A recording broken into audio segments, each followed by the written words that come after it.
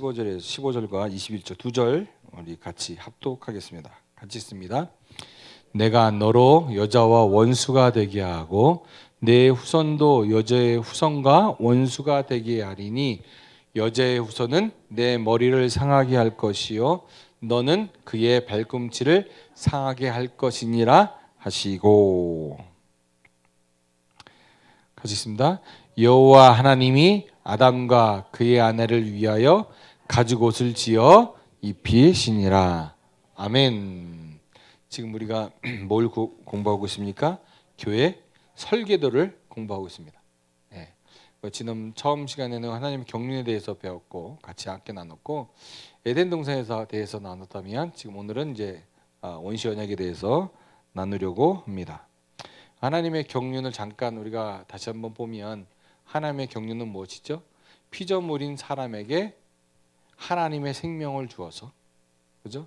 그 생명은 어디에 있었습니까? 에덴 동산에서는 하나님의 생명에 영생하는 생명의 나무, 생명의 실과의 안에 있었는데 그 실과를 먹으면 어떻게 되는 거예요? 하나님 안에, 하나님의 생명 안에 우리가 거하게 되는데 그 생명 안에서 어떻게 해요?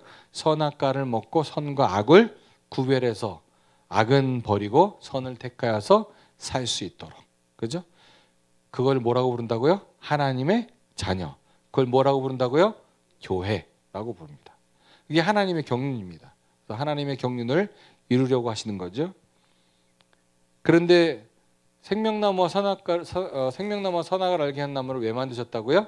에덴 동산에다가 하나님은 생명나무의 열매를 먹고 하나님의 자녀가 돼서 아까도 말씀드렸듯이 선과 악을 알게 하셔서 하나님 안에서 선과 악을 알게 하셔서 악을 버리고 선을 택하여 살도록 누구처럼? 예수님처럼 교회가 되어 살도록 하시는 것이 그것을 이루시기 위해서 에덴 동산에다가 생명나무와 선악을 알게 하는 나무를 만들어 놓으셨다고요. 그런데 어떻게 됐습니까? 사람이 사단의 꾀임에 빠져서 어떻게 해요? 임의로 먹죠. 뭘 먹습니까? 선악을 알게 하는 나무의 열매를 먹게 되어져요. 스스로 먹게 되어지니까 로마서 6장 16절에 뭐라고 얘기합니까? 하시려볼까요? 시작. 너희 자신을 종으로 내어 주어 누구에게 순종하든지 그 순종함을 받는 자의 종이 되는 줄을 너희가 알지 못하느냐? 혹은 죄의 종으로 사망에 이르고 혹은 순종의 종으로 의에 이르. 우리는 순종의 종으로 살든지 죄의 종으로 살든지 이제는 두 가지 선택지밖에 없다. 죄의 종으로 살면 무엇으로 산다고요? 스스로 산다. 스스로 사는 것이 뭐다? 그래서 죄다라고 이야기하고 있습니다. 그러니까 우리가 스스로 사는 것, 그 죄의 종이 되어서 선악을 분별할 줄 알게 되었지만 선악과를 먹게 되니까 선과 악을 구별할 수 있어요? 없어요? 선과 악을 구별할 수 있게 됐어요. 근데 문제는 뭡니까? 선을 택해서 살 수 있는 능력이 우리에게는 존재하지 않고 그렇게 되어지니까 무슨 마음으로 살아요? 미친 마음을 품고 사는 거예요. 그래서 결국 어떻게 되어진다고요? 사망에 이르게 되는 거예요. 이게 사단의 게임에 빠진 사람의 모습이라고요. 우리의 모습이에요. 우리의 모습. 그러면 이대로 하나님이 그냥 우리를 사망에 이르게끔 멸망하게끔 하시느냐? 아니요. 절대 그러실 수 없다라는 거죠. 하나님은 말씀하신 것을 뭐 하시는 분이다? 반드시 이루시는 분이다. 그래서 민수기 23장 19절입니다. 시작. 하나님은 사람이 아니시니 거짓말을 하지 아니하시고 인생이 아니시니 후회하지 않으시도다. 어찌 그 말씀하신 바를 행하지 아니하시며 하신 말씀을 실행하지 아니하시라. 우리 사람은 말하고도 그것을 안 지킬 수도 있습니다. 잊어먹고도 안 지킬 때도 있고요. 일부러 안 지킬 때도 있고요. 그렇죠? 그런데 하나님은 어떠시다고요? 그 입에서 말씀하신 것은 반드시 이루시는 거예요. 누가 이루세요? 우리를 시켜서 이루시는 게 아니라 하나님이 직접 일하시는 거예요. 직접 일하신다. 그래서 보세요. 그래서 이 하나님이 애초에 하나님의 경륜 교회를 세우시는 것, 그 깨져버린 인간을 그냥 내버려 두지 아니하시고 그 하나님의 경륜을 어디에다가 두셨냐면 이 하나님의 언약, 원시 언약을 세우심으로 말미암아 하나님의 경륜을 이루어 가신다고요. 그래서 원시언약의 내용이 두 가지가 있는데 첫 번째는 뭐다? 여자의 후손. 두 번째는 가죽옷을 지어 입히시는 거예요. 그래서 우리가 본문을 읽었죠? 본문 첫 번째 한번 다시 한번 보면 여자의 후손. 첫 번째 여자의 후손인데 여자의 이 공동 번역으로 3장 15절을 한번 읽어볼게요. 같이 읽습니다. 시작. 나는 너를 여자와 원수가 되게 하리라. 내 후손을 여자의 후손과 원수가 되게 하리라. 너는 그 발꿈치를 물려고 하다가 도리어 여자의 후손에게 머리를 밟히리라. 여자의 후손으로 내가 여자의 후손을 보내주겠다라고 말씀하고 계신다는 거예요. 그러면 여자의 후손으로 오신 분이 누구시냐라는 거죠. 모든 사람들은 남자의 후손으로 왔습니다. 그렇죠? 여기 남자의 후손으로 오지 않은 분 계세요? 한 분도 안 계세요. 그런데 여자의 후손으로 오신 분이 딱 한 분 계신데 그분이 누구냐? 마태복음 1장 23절에 같이 읽습니다. 시작. 보라, 처녀가 잉태하여 아들을 낳을 것이요 그 이름을 임마누엘이라 하리라 하였으니 이를 번역한즉 하나님이 우리와 함께 계시다 함이니라. 그 여인의 후손이 오셔서 하시는 일이 있습니다. 아까 뭐라고 그랬습니까? 여인의 후손이 와서 뱀의 머리를 밟을 것이다. 요한복음 3장 8절 보니까 이렇게 얘기하면 시작. 죄를 짓는 자는 마귀에게 속하나니 마귀는 처음부터 범죄함이라 하나님의 아들이 나타나신 것은 마귀의 일을 멸하려 사단의 머리를 상하게 하시기 위해서 그분이 오셨다는 거예요. 하나님의 아들 예수 그리스도께서 나타나셨다는 사실입니다. 그 예수님이 나타나심으로 말미암아 어떻게 해요? 이제는 마귀의 일이 멸해지는 거예요. 어떻게 멸해질까요? 예수 그리스도가 우리의 머리가 되시니까. 사단이 더 이상 우리의 머리가 되지 못하기 때문에 일을 더 이상 못하게 되어지는 거예요. 두 번째 아까 살펴봤죠? 가죽옷을 입히신데 그 뜻은 무엇입니까? 자, 3장 21절 같이 읽습니다. 시작. 여호와 하나님이 아담과 그의 아내를 위하여 가죽옷을 지어.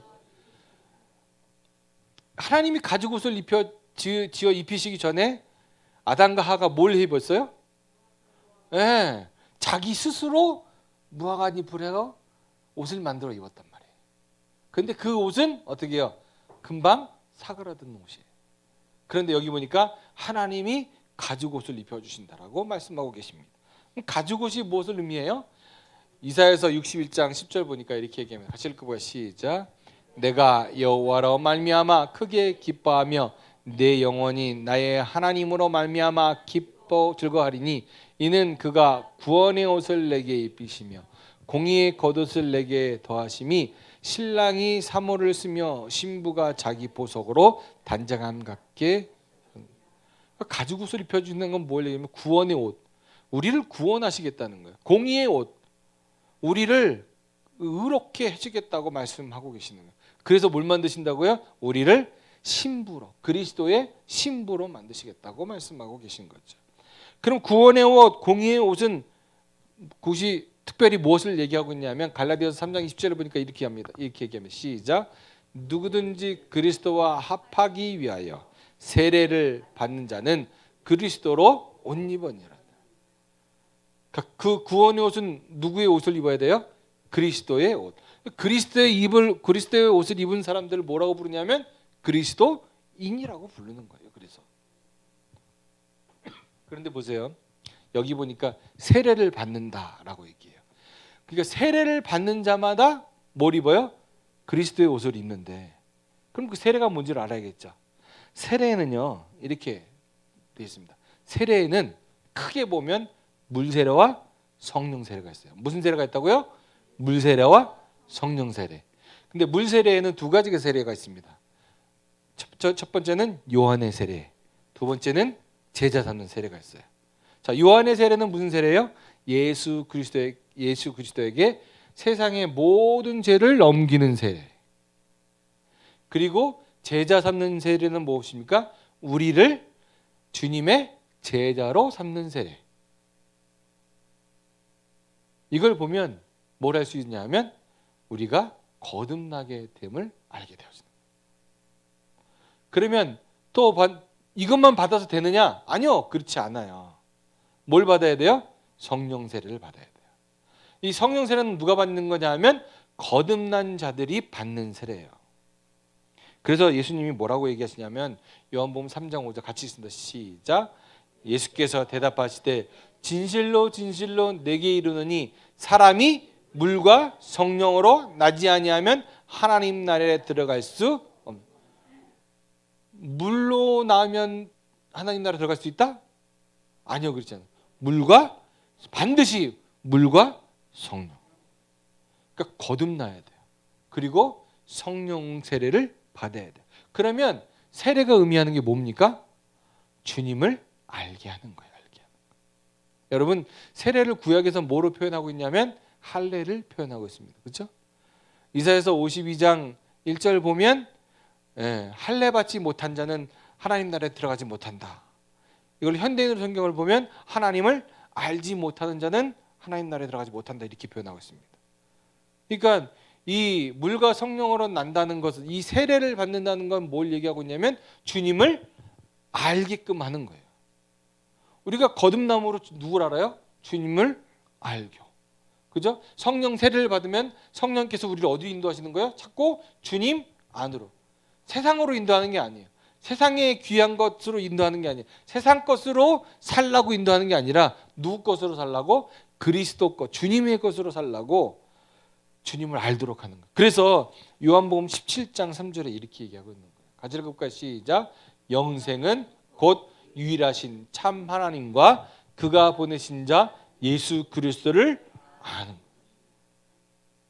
그래서 여러분 예수 그리스도를 아셔야 돼요. 하나님을 아셔야 돼요. 그래서 날마다 어떻게 해요? 주님을 알아가는 은혜 가운데 있어야 되는 거예요. 그러니까 여자의 후손을 보내주고 그 다음에 우리 가죽 옷을 입혀주신다는 것은 무엇을 얘기합니까? 예수 그리스도를 더욱더 알아서 구원을 누리며 영생의 삶을 살아라라고 이야기하고 있는 거예요. 그게 바로 어디에 숨겨져 있다? 언약. 그러니까 언약을 모르면 하나님의 구원도 모르고 영생도 모르고 하나님과 예수 그리스도를 안다 모른다. 모를 수밖에 없는 거예요.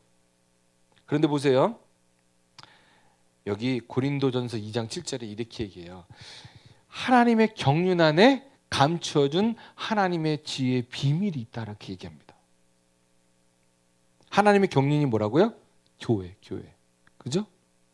교회 안에 감춰둔 그 하나님의 지혜의 비밀인데 한 절 읽어볼게요. 시작. 오직 은밀한 가운데 있는 하나님의 지혜를 말하는 것으로서 곧 감추어졌던 것인데 하나님이 우리의 영광을 위하여 만세전에 미리 정하시고. 이 만세전에 정했다는 건 언제 정했다는 거예요? 하나님이 천지 만물을 창조하시기 이전에. 그죠? 그러면 하나님의 경륜을 언제 세우셨어요? 이 천지 만물을 세우기 이전에. 그러니까 이 하나님의 지혜는 만세전에 이미 계획되어져 있는 거예요. 누구로만 이루시겠다고 계획하신 거냐면 오직 예수 그리스도로만. 8절 볼게요. 8절 시작. 이 지혜는 이 세상의 통치자들이 한 사람도 알지 못하였나니 만일 알았다면 영광의 주를 십자가에 못 박지 아니하였으리라. 그 지혜가 뭐냐 하면 십자가예요. 십자가. 여러분 하나님이 경륜 교회로 우리를 만드시기 위해서 계획하셨고요. 우리가 실패할 줄도 이미 예상하셨어요. 그래서 뭘 준비하셨다고요? 십자가. 왜 그럴까요? 여러분 하나님은 시간의 구애를 받으실까요? 받지 않으실까요?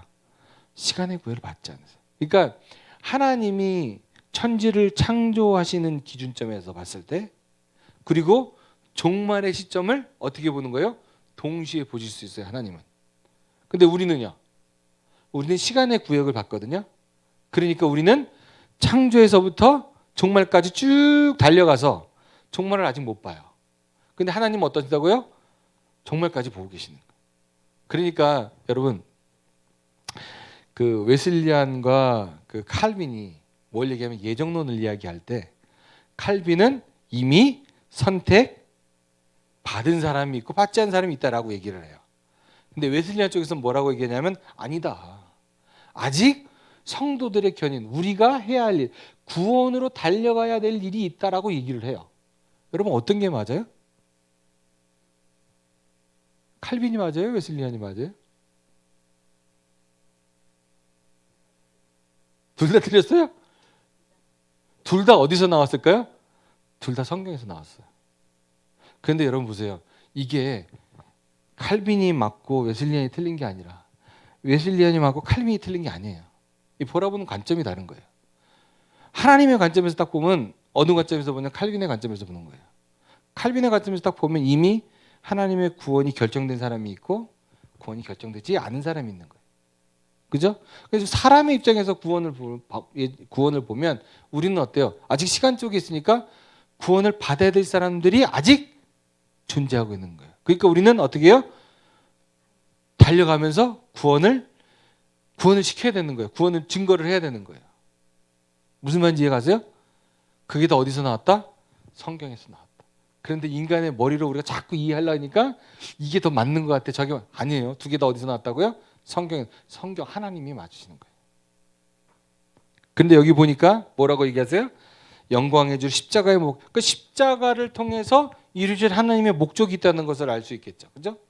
그럼 보세요. 로마서 6장 6절 같이 읽습니다. 시작. 우리가 알거니와 우리의 옛사람이 예수와 함께 십자가에 못 박힌 것은 죄의 몸이 죽어 다시는 우리가 죄에게 종노릇하지 못. 그러니까 예수님이 십자가에 달려 돌아가신 것은 뭐 하기 위해서? 옛사람을 십자가에 못 박기 위해서. 다시 말하면 우리를 뭐 하기 위해서? 거듭 나으시기 위해서. 그래서 고린도서 2장 9절입니다. 같이 읽을까요? 시작. 기록된 바 하나님이 자기를 사랑하는 자들을 위하여 예비하신 모든 것은 눈으로 보지 못하고 귀로 듣지 못하고 사람의 마음으로 생각하지도 못하였다 함과 같으니라. 그러니까 하나님께서 예비한 모든 것은요, 사람의 눈과 귀와 마음으로는 도저히 이해가 안 돼요. 이 말은 뭡니까? 육신의 생각과 마음으로는 도저히 깨달아 알 수도 없고 볼 수도 없고 들을 수도 없다는 거예요. 그러면서 10절에 이렇게 얘기해요. 같이 읽습니다. 시작. 오직 하나님이 성령으로 이것을 우리에게 보이셨으니 성령은 모든 것 곧 하나님의 깊은 것까지도 통달하시는. 그러니까 십자가를 통해서 이루신 목적이 여기 있는 거예요. 그러니까 성령을 우리에게 보내서 성령으로 깨닫게 하시기 위해서. 그래서 예수 그리스도께서 십자가에 달려 돌아가셔서 뭘 해결하시는 거예요? 죄. 죄를 해결하신 이유와 목적이 뭐예요? 누굴 보내주시기 위해서? 성령을 보내주시기 위해서. 그 성령 안에서 누가 오시는 거예요? 예수 그리스도께서 오시는 거예요. 그래서 옛사람을 십자가에 못 박아버리고 성령을 우리에게 부어주시기 위해서 하나님이 일하고 계신다는 사실이에요. 11절입니다. 같이 읽어볼까요? 시작. 사람의 일을 사람의 속에 있는 영 외에 누가 알리오? 이와 같이 하나님의 일도 하나님의 영 외에는 아무도 알지 못. 그러니까 하나님의 경륜을 위해서 일하시는 하나님의 일은 누구로만 알 수 있다? 성령으로만 알 수 있는 거예요. 우리는 알 수 없어요. 우리가 자꾸 하나님의 일을 한다고 내가 이렇게 하면 하나님의 일을 하는 거지. 아니요. 그렇게 해서 하나님의 일을 하는 게 아니라니까요. 누굴 따라 해야 된다고요? 성령님의 인도하심을 따라서 살아야 돼요. 그럴 때만이 하나님의 경륜이 우리 안에서 이루어지면서 하나님의 일이 무엇인지를 깨닫게 되어지는 거예요. 12절 말씀이 같이 읽어볼까요? 시작. 우리가 세상의 영을 받지 아니하고 오직 하나님으로부터 온 영을 받았으니 이는 우리로 하여금 하나님께서 우리에게 은혜로 주신 것들을 알게 하려. 그러니까 아까도 말씀드렸지 우리는 세상의 영을 받든지 그걸 뭐라고 불러요? 죄의 종의 영을 받든지 하나님의 영, 즉 성령을 받아서 하나님의 자녀로 살든지 두 가지 선택지밖에 없어요. 우리한테는. 그러면 하나님의 영을 받아야만 뭘 할 수 있다? 하나님께서 우리에게 은혜로 주신 모든 것을 알게 되어지는 거예요. 그러면서 13절입니다. 시작. 우리가 이것을 말하거니와 사람의 지혜가 가르친 말로 아니하고 오직 성령의 가르치신 것으로 하니 영적인 일은 영적인 것으로 분별. 그러니까 사람의 지혜로 이렇게 말로써 막 그러니까 뭐라고 얘기합니까? 사람의 말을 따라서 사는 게 아니라 우리는 누굴 따라 사는 거예요? 내 안에 계신 성령님의 가르침을 받아서. 다시 말하면 되새김질을 통해서 주님의 말씀을 깨달아서 그 가르침을 따라서 살게 되어질 때 영적인 일들을 어떻게 해요? 그 일들을 할 수 있게 되어지고 그 영적인 일들이 분별하게 되어진다는 거예요. 그 영적인 일들을 분별할 수 있다는 건 뭘 얘기합니까? 바로 선과 악을 구별해서 악은 버리고 선을 택해서 살 수 있게 되어진다는 거예요. 14절입니다. 시작. 육에 속한 사람은 하나님의 성령의 일들을 받지 아니하나니 이는 그것들이 그들에게는 어리석게 보이며 또 그는 그것들을 알 수도 없나니 그러한 일은 영적으로 분별되기 때문입니다. 그러니까 육에 속한 사람들은 도저히 하나님의 일, 성령이 하시는 일들이 어리석게 보일 수밖에 없는 거예요. 아니 뭐 그게 그런 일이 있어? 하나님이 하신 거라고? 나 못 믿어. 그게 어떻게 하나님이 하신 일이야? 받아들이질 못해요. 그냥 그거는 그냥 우연히 일어난 일이야. 기적이지. 이렇게 치부해 버리고 만단 말이에요. 근데 15절 보세요. 시작. 신령한 자는 모든 것을 판단하나 자기는 아무에게도 판단을 받지 아니. 신령한 자는 누굽니까? 바로 내가 신령해서가 아니라 성령의 인도하심을 받기 때문에 신령한 자의 삶을 살 수 있게 되어지는 거예요. 그럴 때에 주님이 왜 성령을 그러면 우리에게 부어주시는 거예요? 왜 성령의 인도하심을 받고 살라고 얘기합니까? 바로 이 구절 때문에 그런 거예요. 16절이에요. 중요합니다. 같이 쓴다. 시작. 누가 주의 마음을 알아서 주를 가르치겠느냐? 그러나 우리가 그리스도의 마음을 가졌네. 그러니까 하나님의 일하심 핵심이 뭐예요? 성령을 보여주시는 핵심이 뭡니까? 그리스도의 마음을 갖고 살도록 하는 거예요. 그게 핵심이에요. 그러니까 하나님이 우리를 교회로 만드시는 이유와 목적이 무엇이냐면 그리스도의 마음을 갖고 살도록. 그 마음을 갖고 살 때 그 마음에서 말씀하시는 주님의 음성을 듣고 그 글을 따라가면은 어떤 길로 따라갈 수 있는 거예요? 좁은 길로 갈 수 있게 되어지는 거예요. 좁은 문으로 들어가게 되어지는 거예요. 그리스도와 똑같은 삶을 살게 되어지는 거예요. 그것을 어디에다가 언약해 놓으셨다? 원시 언약에다가 내가 여인의 후손을 보내줄게. 너 그 여인의 후손이 네 안에 들어오면 성령으로 말미암아 그분의 옷을 입고 살 수 있게 되어질 거야 라고 말씀하고 있는 거예요. 그러면서 오늘의 결론입니다. 데살로니가전서 5장 10절 같이 읽습니다. 시작. 예수께서 우리를 위하여 죽으사 우리로 하여금 깨어있든지 자든지 자기와 함께 살게 하려 하셨느니라. 하나님이 우리에게 언약을 하시는 이유와 목적이 뭐라고요? 우리와 함께 사시는 거예요. 그 핵심은 뭐예요? 우리를 교회로 만드시는 거예요. 교회를 만드신 이유와 목적이 뭐라고요? 그리스도의 마음을 가져서 그 마음 안에서 말씀하시는 주님의 음성을 듣고 살게 하시기 위해서 오늘도 그 음성을 들으며 주님 안에서 그 언약을 부여잡고 살게 되어지는 우리 행복한 교회 모든 식구들에게를 주의 이름으로 축원을 드립니다. 기도하겠습니다. 사랑하는 아버지